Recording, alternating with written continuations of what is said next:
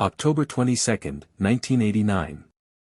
St. Joseph, Minnesota woke to the kind of crisp autumn Sunday that made parents grateful they'd chosen to raise their children in a small town.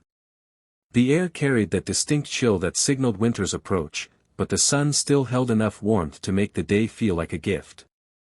In a modest home at the end of a quiet cul-de-sac surrounded by cornfields and open land, 11-year-old Jacob Wetterling was living what would become his last perfect day. Jacob rose early that morning with his father Jerry, eager for their fishing trip.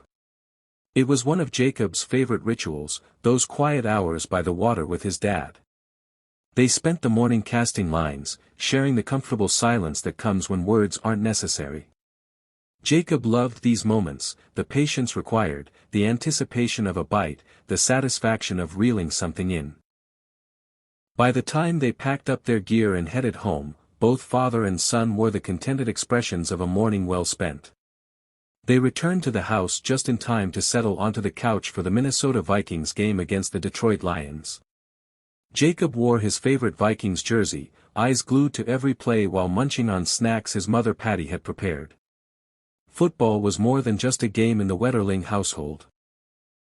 It was a Sunday tradition, a reason to gather together, and for Jacob, it was pure joy. He cheered at every touchdown, groaned at every fumble, completely absorbed in the action unfolding on the screen. Before we dive into this story, I need you to hit that subscribe button right now and turn on notifications. What you're about to hear is a case that changed America forever, and your support helps us keep bringing these forgotten stories to light. Where are you watching from today? Drop your location in the comments. It's powerful to see how far Jacob's story has traveled and how it continues to connect people across the world, even decades later. Later that afternoon, the entire Wetterling family drove to the local rink for some indoor ice skating.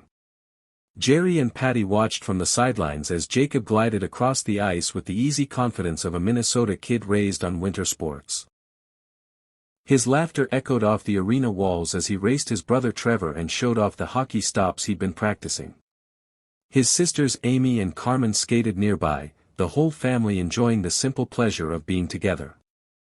As the sun began its descent and shadows stretched long across the frozen fields surrounding their home, the Wetterlings returned to their house.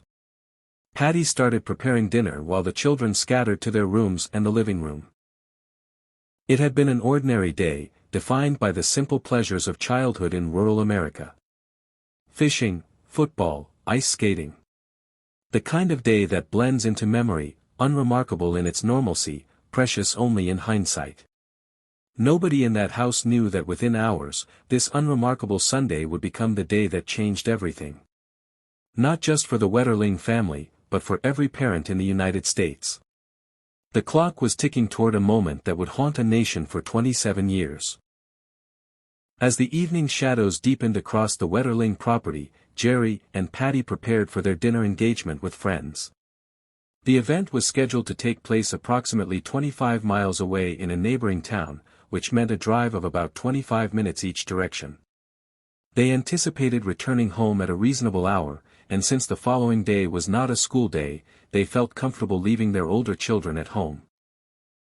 Amy, the eldest, had already made plans to spend the night at a friend's house, which left 8-year-old Carmen, 10-year-old Trevor, and 11-year-old Jacob at the residence. Jacob's friend Aaron Larson, also 11, was there for a sleepover, giving the boys the kind of Sunday night they'd enjoyed countless times before. The house felt safe, familiar, exactly the kind of environment where parents in 1989 felt confident leaving their children for a few hours. As Jerry and Patty walked toward the door around 5:30 p.m., the three boys were sprawled across the living room floor, sharing a pizza and flipping through television channels. The smell of pepperoni filled the air, and their laughter punctuated the comfortable silence of a home where nothing bad had ever happened. It was Trevor who first suggested the idea that would change everything. The Tom Thumb convenience store in town was renting videos, and there was a movie they all wanted to see. The Naked Gun, the comedy that all their friends had been talking about at school. The store was only about a 15-minute bike ride away, an easy trip they'd made before in daylight. It seemed like a simple request, the kind of small adventure that felt perfectly reasonable to three boys eager for a little independence.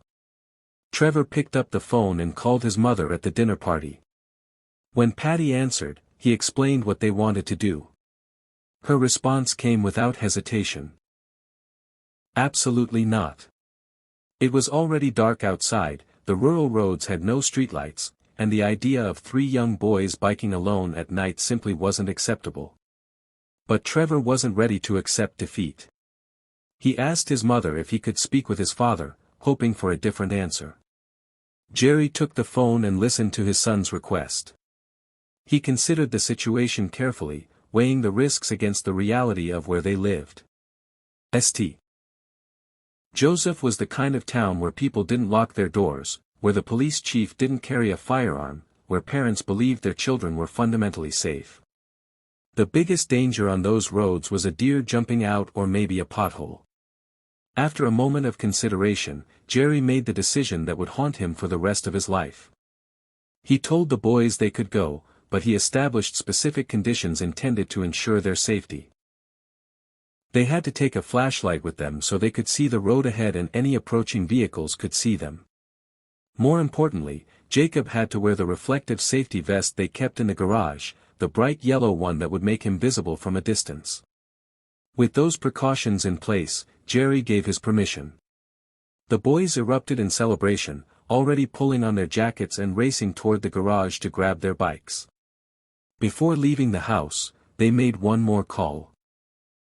Not wanting to leave 8-year-old Carmen home alone, they contacted their 14-year-old neighbor, Rochelle.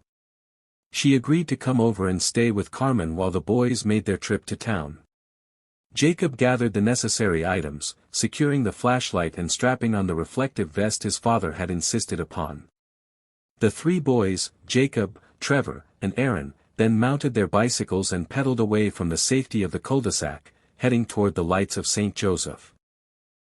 The beam of Jacob's flashlight cut through the darkness ahead of them, and the reflective vest glowed whenever a car's headlights swept past. They had no idea that someone was already waiting for them in the shadows. The ride to Tom Thumb was uneventful, exactly what you'd expect on a quiet Sunday night in rural Minnesota.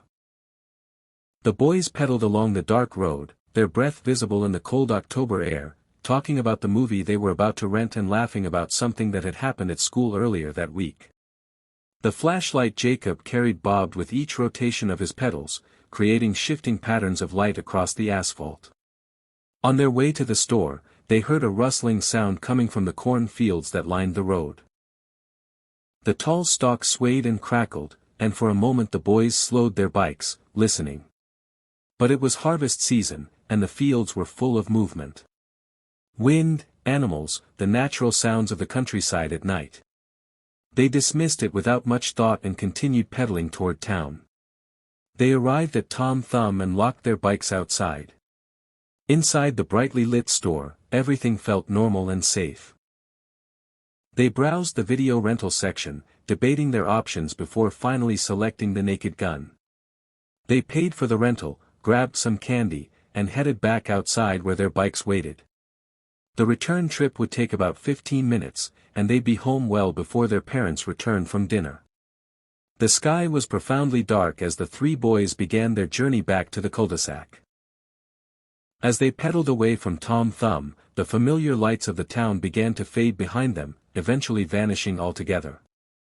They entered the rural stretch where no streetlights guided their path, where the homes were separated by long distances and thick clusters of trees.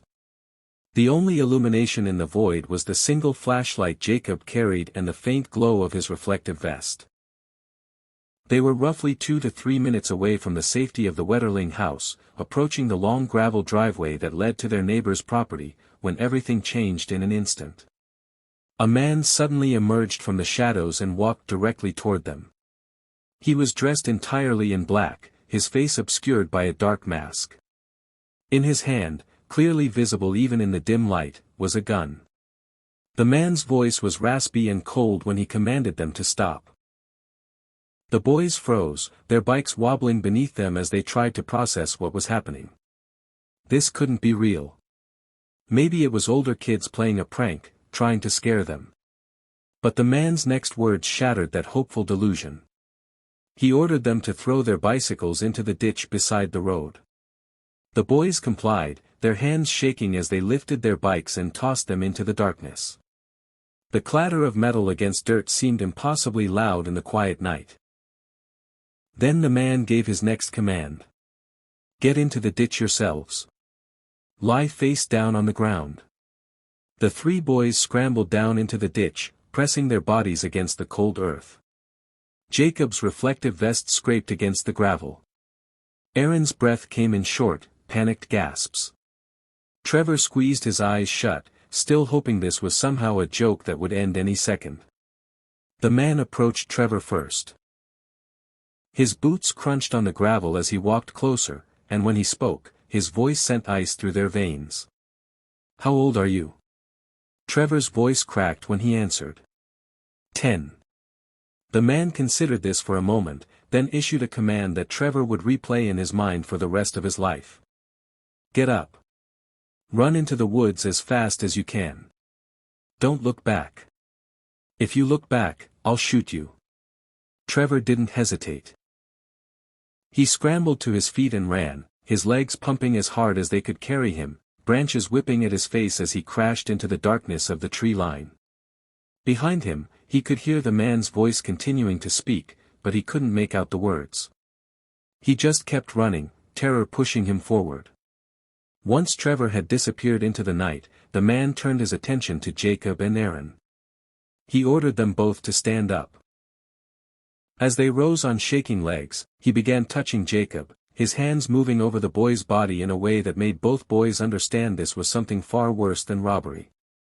Jacob stood frozen, too terrified to move or cry out. The man asked Aaron his age. 11, Aaron whispered. Then he asked Jacob the same question.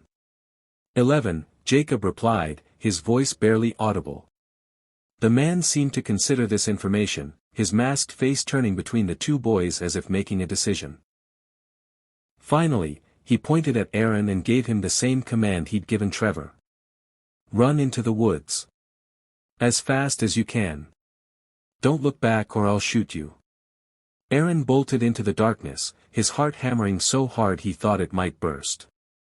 He ran with such frantic speed that he eventually caught up with Trevor, and the two boys stood together in the woods, gasping for breath, their minds racing with confusion and fear.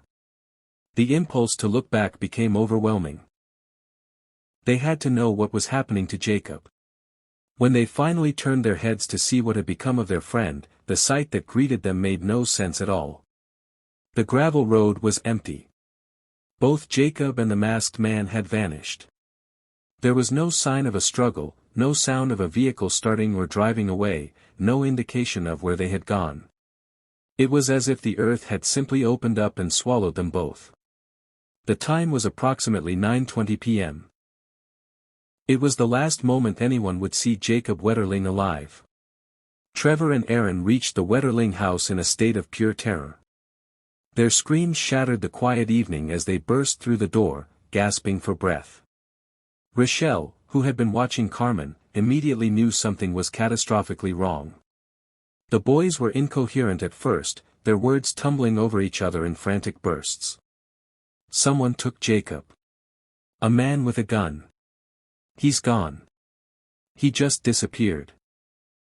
Rochelle felt panic rising in her chest. She had no idea how to handle a crisis of this magnitude. She ran next door to find her father, Mel Druitz. Mel immediately grasped the urgency of the situation. He picked up the phone and called Jerry and Patty at the dinner party, his voice tight with controlled alarm. You need to come home right now. I don't have all the details, but Jacob's been taken. A stranger took him. After hanging up with the Wetterlings, Mel dialed 911. Because he hadn't witnessed the abduction himself, he struggled to convey the specifics to the dispatcher. Eventually, he put Trevor on the phone so the boy could explain directly what had happened.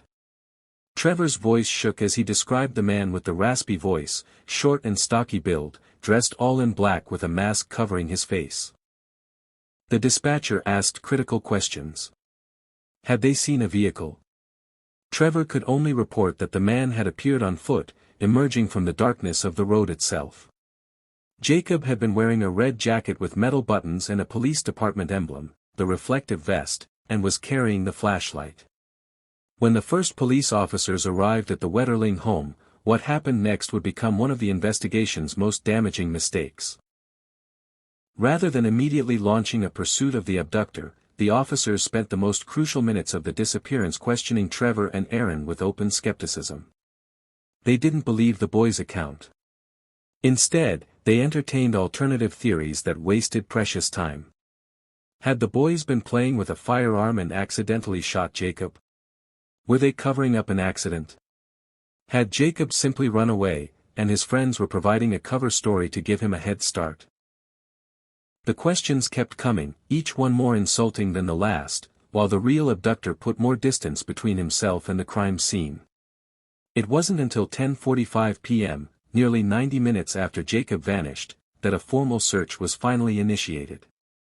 By that time, the window of opportunity to catch the kidnapper in the immediate area had closed.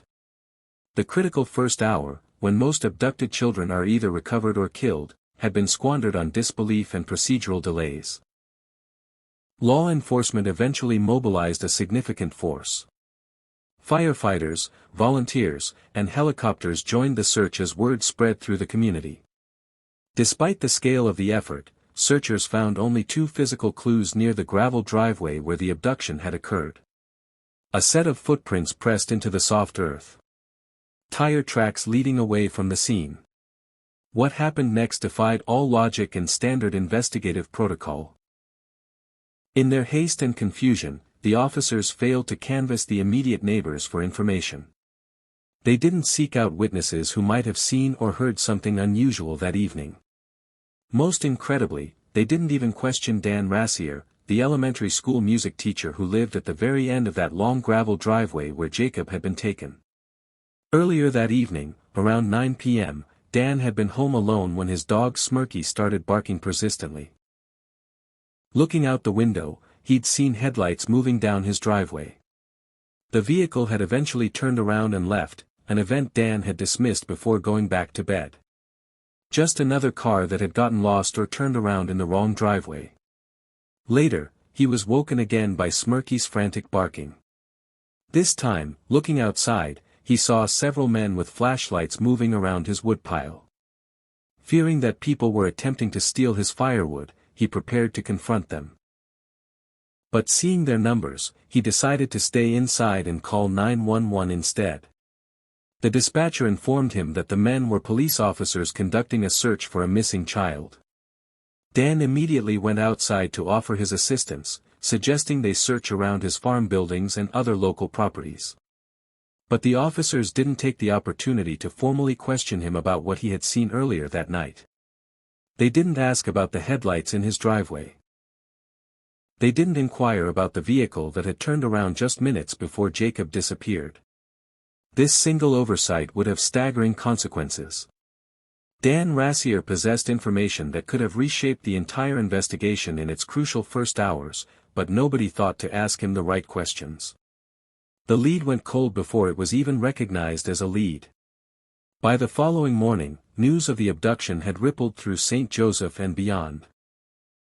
The media coverage grew exponentially, transforming Jacob Wetterling's disappearance into a story of national interest. The Wetterling home became a command center of constant activity, with hundreds of officers from various jurisdictions establishing a presence. The FBI arrived. The Minnesota Bureau of Criminal Apprehension sent teams. The quiet cul-de-sac was suddenly swarming with investigators, reporters, and satellite trucks. If you're finding this story as compelling as we do, take a moment right now and hit that like button. It genuinely helps us reach more people with these important cases. And what time is it where you are right now? Drop it in the comments. We have viewers tuning in from all over the world, and it's incredible to see this community come together across time zones to remember Jacob. In the chaos and urgency surrounding Jacob's disappearance, investigators focused entirely on the present crisis. They poured resources into searching fields, interviewing potential witnesses, and following up on tips that flooded in from across the state. What they failed to recognize was that this wasn't the first time this predator had struck. The answer to finding Jacob's abductor was hidden in a case file that had been closed just 9 months earlier. On January 13, 1989, in the nearby town of Cold Spring, 12-year-old Jared Skirrell had been walking home alone after ice skating with friends. He'd stopped at a small cafe called the Side Cafe with his friend Corey, and eventually the two boys parted ways at an intersection. Jared continued walking alone through the dark streets toward his house. A man in a blue car pulled up beside him and rolled down the window, asking for directions. Jared approached the vehicle to help, and that's when everything changed. The man exited the car, informed Jared that he had a gun and wasn't afraid to use it, then commanded the terrified boy to get into the vehicle. Jared climbed into the back seat and lay face down as ordered. The man told him to place a hat over his head to obscure his vision. As they drove through the darkness, Jared could hear the distinctive crackle of a police scanner coming from the front of the car. He tried desperately to keep track of their movements, listening for clues about where they were going.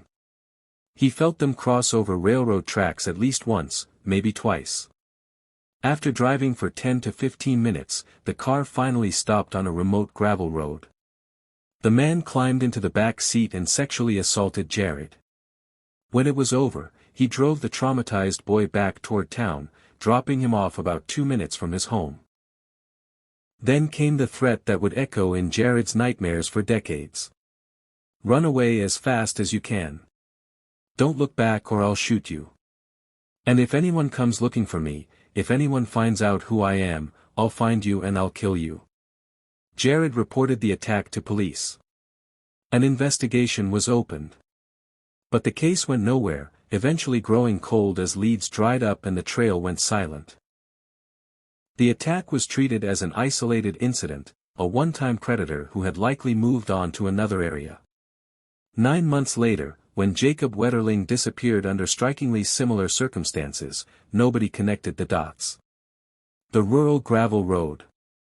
The methodical selection process. The identical threat delivered in a raspy voice. The command to run without looking back or be shot. The cases were separated by less than 20 miles and shared an unmistakable pattern, yet they remained in separate files, investigated by separate jurisdictions that never compared notes. Jared's assault and Jacob's abduction were the work of the same man. But that truth would remain buried for 27 years, hidden in plain sight while investigators chased ghosts and destroyed innocent lives in their desperate search for answers. Years passed without a breakthrough. The investigation generated thousands of leads, each one carefully documented and followed, but none produced the answer the Wetterling family desperately needed. Jerry and Patty refused to let Jacob's name fade from public consciousness.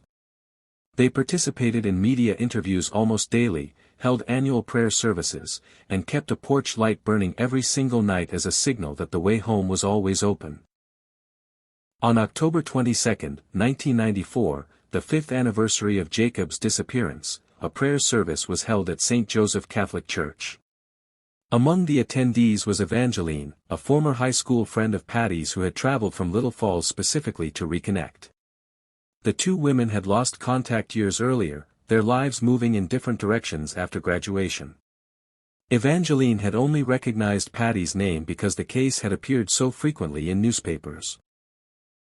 During the service, Evangeline looked toward the altar and recognized the priest presiding over the ceremony. Associate Priest Damian Burke. She watched him closely as he moved through the liturgy, her recognition growing more certain with every passing minute. After the service ended, Evangeline found Patty and pulled her aside. She asked whether Patty knew anything about Damian Burke's background. Patty replied that he'd been transferred to St. Joseph a few years earlier, though she couldn't remember the exact date. She admitted she knew very little about his previous assignments. Evangeline then shared a story that left Patty visibly shaken.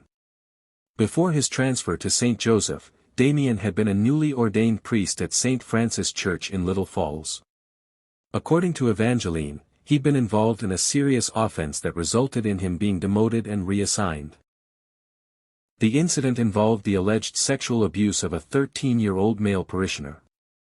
The boy's family had reportedly gone to both the police and the church hierarchy, but the situation had faded away without public explanation. Persistent rumors suggested Damien was the nephew of a high-ranking diocesan official, and many believed the case had been quietly settled behind closed doors. Patty began investigating the timing. She discovered that Damien Burke had been assigned to St. Joseph Catholic Church just 6 months before Jacob went missing. The revelation hit her like a physical blow. She immediately shared everything with Jerry, who promptly took the information to Police Chief Robert Hargrove. The chief's response was dismissive. He told Jerry the suspicion was unfounded, based on hearsay, and that he couldn't authorize an investigation into a member of the clergy on such grounds. In mid-1990s America, particularly in small Catholic communities like St. Joseph, priests still held immense social and moral authority. To suspect a parochial vicar of such a crime was considered almost sacrilegious. The matter remained stagnant until 1996, when Jerry and Patty learned that Damien was preparing to be transferred again. The news that he might leave without being questioned reignited Jerry's determination. He approached Chief Hargrove a second time, but received the same response. With official channels closed, Jerry turned to the community itself. He began gathering signatures from residents who wanted answers. Eventually, he collected more than 1,000 names from locals demanding the priest be investigated. The petition didn't explicitly accuse Damien of abducting Jacob. It simply requested that investigators review any possible connection he might have had to the case. Under pressure from 1,000 local voices, the Stearns County Sheriff's Office finally opened an official investigation into Damien Burke. Detective Paul McCarthy was assigned to lead the inquiry. One of his first actions was requesting records from Morrison County about the alleged sexual assault in Little Falls. The response was troubling. There was no record of such a case. It was as if the report had never existed. Despite the missing paperwork, Damien was summoned for questioning. During his interview, he stated that on the night of October 22, 1989, he'd remained at St. Joseph Catholic Church for the entire evening.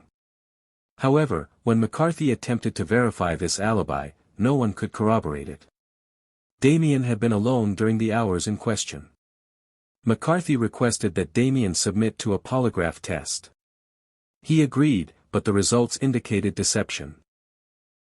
When confronted, Damien explained that the events were too far in the past and his unclear memory caused physiological distress during the test. Without physical evidence or a confession, the sheriff's office had no grounds to hold him. In a further attempt to find clarity, McCarthy played an audio recording of Damien's voice for Trevor, now 16 years old. After listening multiple times, Trevor said the voice sounded very similar to the raspy voice from that night, but he couldn't be completely certain. The investigation into Damien Burke eventually stalled, files put away with questions forever unanswered. The case took a dramatic turn in 2004 when John Sanner was elected Stearns County Sheriff. He made a public vow to exhaust every resource to solve the Wetterling case. His team began re-evaluating the evidence, developing a new theory that would shift the entire investigation. They concluded the abduction had been carried out on foot, not by vehicle. This meant the perpetrator likely lived in very close proximity to the gravel driveway. The investigation turned its full focus toward Dan Rassier, the elementary school music teacher who lived at the end of that driveway. This shift was driven by a belated account from a man named Kevin. On the night of the abduction, Kevin and his girlfriend had been listening to a police scanner and heard reports about the missing boy. Driven by curiosity, they'd driven to the area, turned down the gravel driveway, and spotted the bicycles in the ditch. They'd considered picking them up but decided against it. Kevin had told this story casually at parties for years until 2003, when he mentioned it to a federal marshal who urged him to provide a formal statement. To investigators, Kevin's account explained both the car Dan had seen in his driveway and the tire tracks at the scene, effectively removing the vehicle element from the crime. For the next several years, investigators dedicated their efforts to building a case against Dan. This culminated on June 30, 2010, when a massive task force descended on his property to execute an intensive two-day search. News helicopters circled overhead, broadcasting images of investigators excavating areas where Dan's family had dumped ashes from their wood-burning stove. The public nature of this search effectively ruined Dan Rassier's life. His face was broadcast across the country as the primary suspect. An elementary school music teacher who lived with his elderly parents, Dan maintained his innocence throughout the ordeal. For the next 15 years, he lived under a cloud of suspicion and hostility, his reputation destroyed, his career ended, all while the real killer remained free. Before we continue, what's the weather like where you are today? Sunny? Raining? Snowing? Drop it in the comments. It's fascinating to see how Jacob's story reaches people in all different conditions and climates around the world. While Dan Rassier lived under the weight of public suspicion, the real answer to Jacob's disappearance had been sitting in an evidence locker for decades. The truth was locked inside clothing that had been carefully preserved since 1989, waiting for technology to catch up with justice. Jared Skirrell, the boy who had been abducted and assaulted 9 months before Jacob disappeared, had never forgotten what happened to him. He'd carried the trauma silently for years, the threat from his attacker echoing in his mind. "If anyone comes looking for me, I'll find you and kill you." But as Jared grew into adulthood and moved to the town of Paynesville, he began hearing about a series of sexual assaults that had occurred there involving young boys. Something clicked in Jared's mind. The patterns were too similar to ignore. The methodology, the targeting of young boys, the use of rural locations. He started to suspect that his own assault, Jacob's disappearance, and the Paynesville attacks were all connected, the work of a single predator who had been operating across central Minnesota for years. Jared sought out other victims in Paynesville, and together they contacted investigators assigned to the Wetterling case. Their collective accounts reignited interest in examining the physical evidence that had been preserved for over 2 decades. Crucially, law enforcement still possessed the clothing Jared had been wearing on the night of his 1989 abduction. Advances in forensic DNA technology had transformed what was possible in criminal investigations. Tests that couldn't be performed in 1989 were now routine. Investigators submitted Jared's clothing for comprehensive DNA analysis, hoping that after all these years, they might finally identify his attacker. The results came back with a definitive match. Danny Heinrich. A 53-year-old single man residing in Annandale, Minnesota. For years, he'd lived quietly, drawing little attention, his name buried among the hundreds of suspects generated in the early days of the investigation. But Heinrich wasn't just another name on a list. He'd actually been the very first suspect questioned back in 1989. In those initial weeks after Jacob's disappearance, police had looked into Heinrich because of similarities between the cases. He'd been cooperative at the time, providing hair samples, his shoes, and allowing his tires to be examined. Investigators had noted that his shoes and tires were a close match to the footprints and tracks found at the crime scene, but they'd concluded the evidence wasn't definitive enough. They'd maintained surveillance on him for weeks and eventually obtained a search warrant for his father's house where he was living. During that search, officers found black boots, hammer pants, and police scanners. They also discovered several locked trunks. Inside were photographs depicting boys in various states of undress. Heinrich insisted the images were innocent, not what they appeared to be. In a decision that would be viewed with intense scrutiny decades later, investigators allowed him to keep the photographs, which he eventually burned. Lacking sufficient evidence for charges, police had released him in 1989.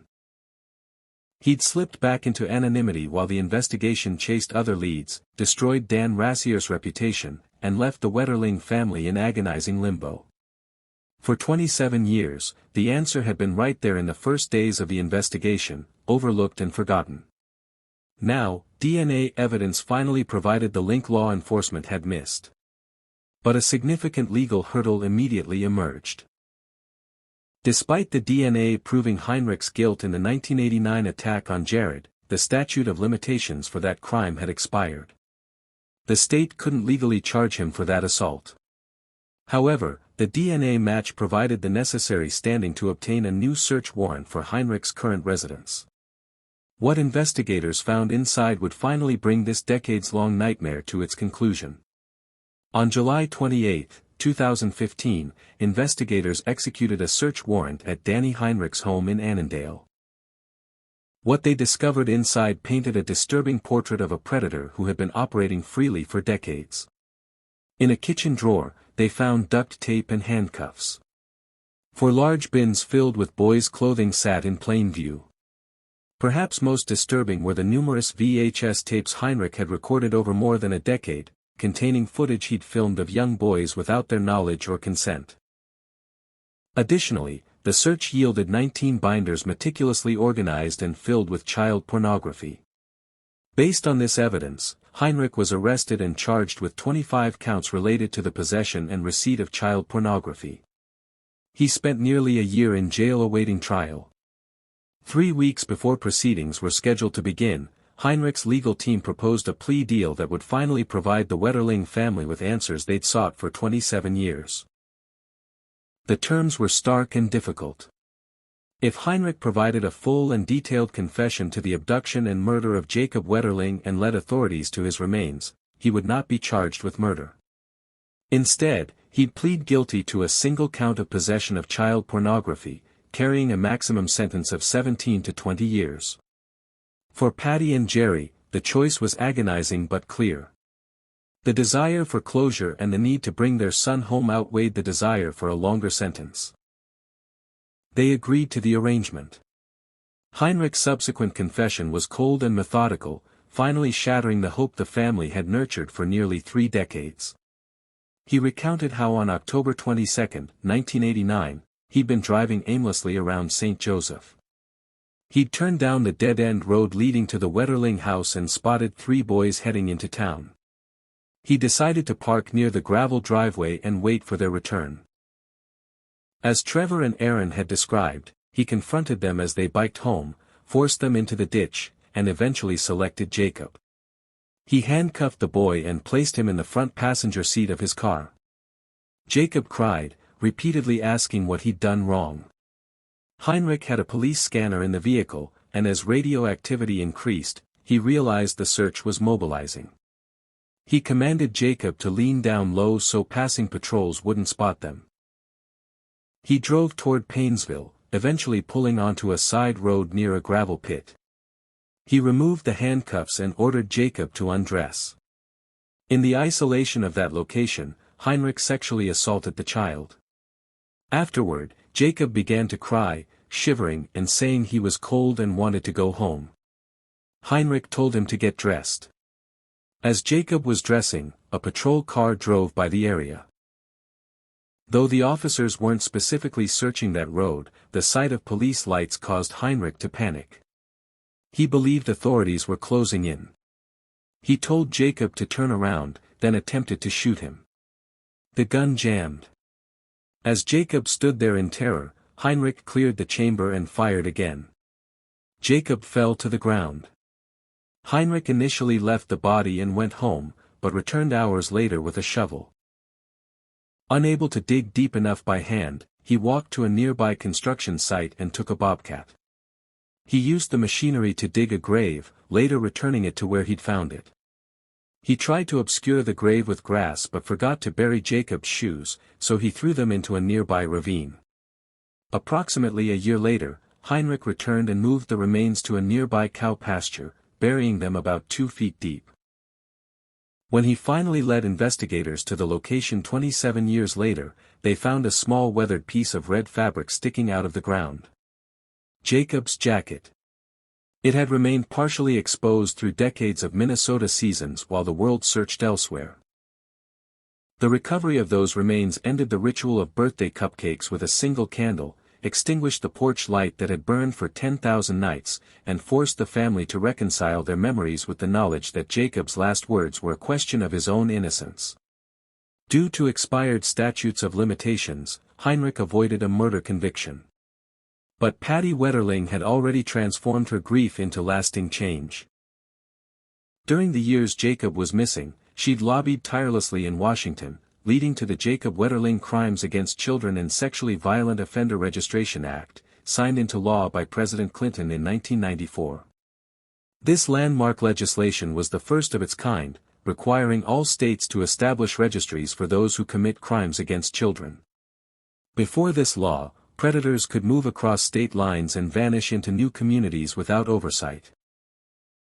Jacob's Law ended that anonymity, paving the way for Megan's Law in 1996 and fundamentally shifting the balance from offender privacy to community safety. In an interview following Jacob's funeral, Patty spoke through tears. "My little boy is finally home." She expressed gratitude for law enforcement's persistence and acknowledged the painful consequences the investigation had carried for those wrongly suspected over the years. For 27 years, a small fragment of Jacob's red jacket had been resting in plain sight in a cow pasture. And for 27 years, nobody had found him. But his legacy lives on in every parent who can now check a registry, in every community that knows when danger lives nearby, in every child protected by the law that bears his name. If this story moved you, please share it. Hit that subscribe button and turn on notifications so you never miss another case. These stories matter. These victims deserve to be remembered. And Jacob Wetterling's name will forever stand as proof that even in the darkest tragedies, change is possible. Thanks for watching, and stay safe.